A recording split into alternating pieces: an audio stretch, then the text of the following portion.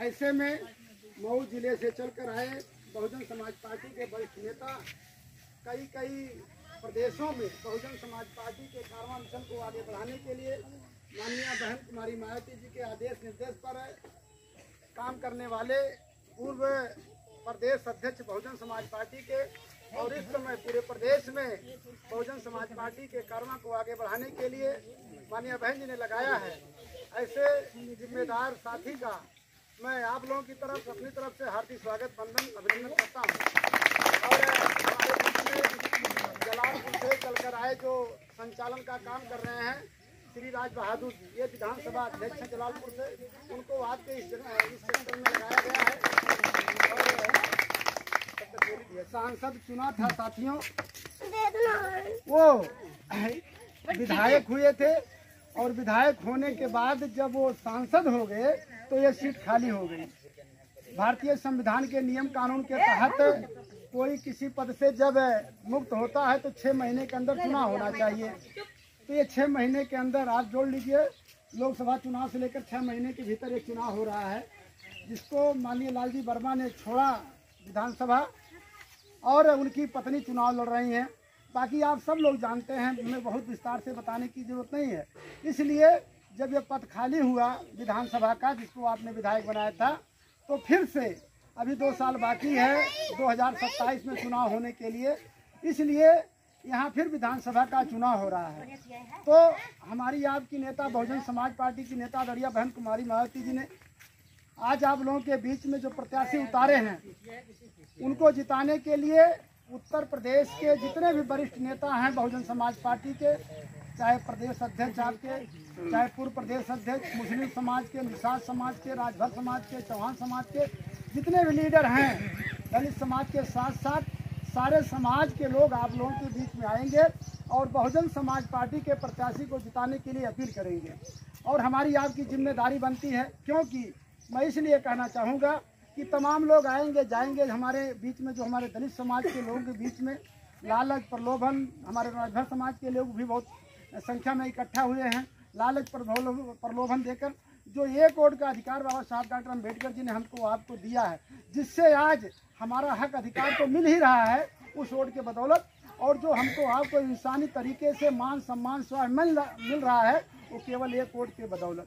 अगर 1 वोट बाबा साहब डॉक्टर अम्बेडकर जी ने संविधान में न देकर गए होते तो आज हमारे आपके दरवाजे पे हमको आपको कोई पूछने नहीं आता, और न पूछने आता।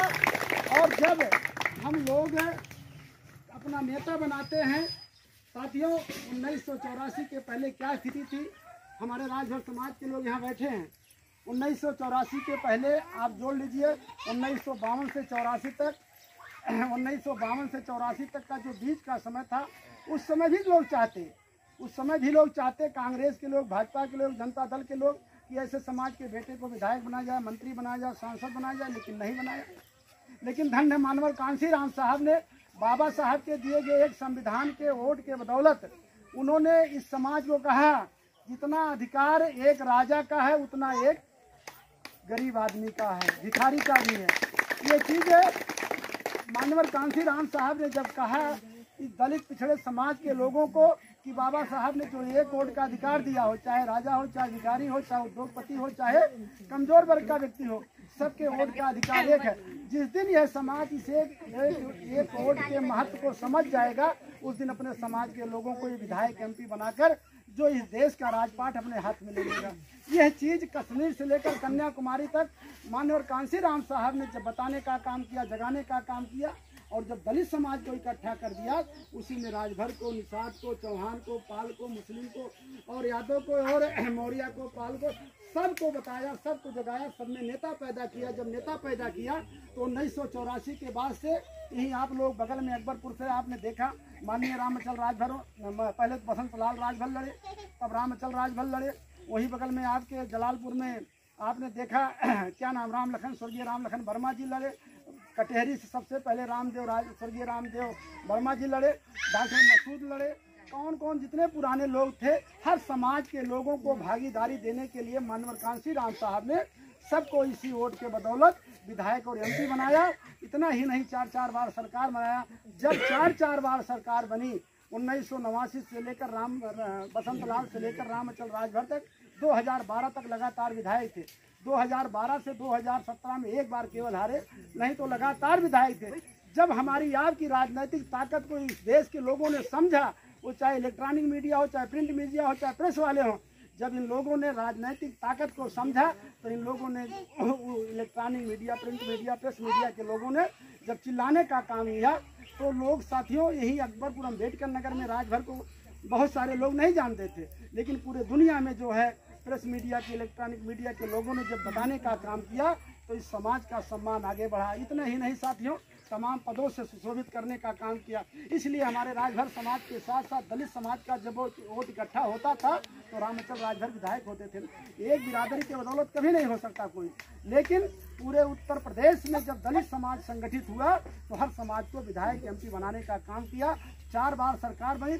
किस समाज का व्यक्ति, चाहे वो वाल्मीकि रहा हो, चाहे वो ब्राह्मण रहा हो, आप देख लीजिए नीचे से ऊपर तक हर समाज के लोगों को बहन जी ने भागीदारी देकर लखनऊ की विधानसभा और विधानसभा में भेजने का काम किया और मंत्रिमंडल में शामिल करने का काम किया।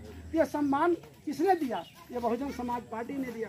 आज तो सारे लोग दौड़ रहे हैं, हर पार्टी के लोग, चाहे भाजपा के हो, सारे लोगों को सम्मान बहुजन समाज पार्टी ने दिया। इसलिए मेरा आप लोगों से निवेदन है, अनुरोध है कि आप लोग इस पर मत जाइए कि सरकार नहीं बनाना है, बिगाड़ना है, विधायक बनाना है। नहीं, हमको मजबूती से बहुजन समाज पार्टी को जिताना है। अगर हम लोग जिता लेंगे तो 2027 में आदरणीय बहन कुमारी मायावती को फिर उत्तर प्रदेश में कोई मुख्यमंत्री बनाने से नहीं रोक सकता है। ये हमको आपको ताकत दिखाने की जरूरत है।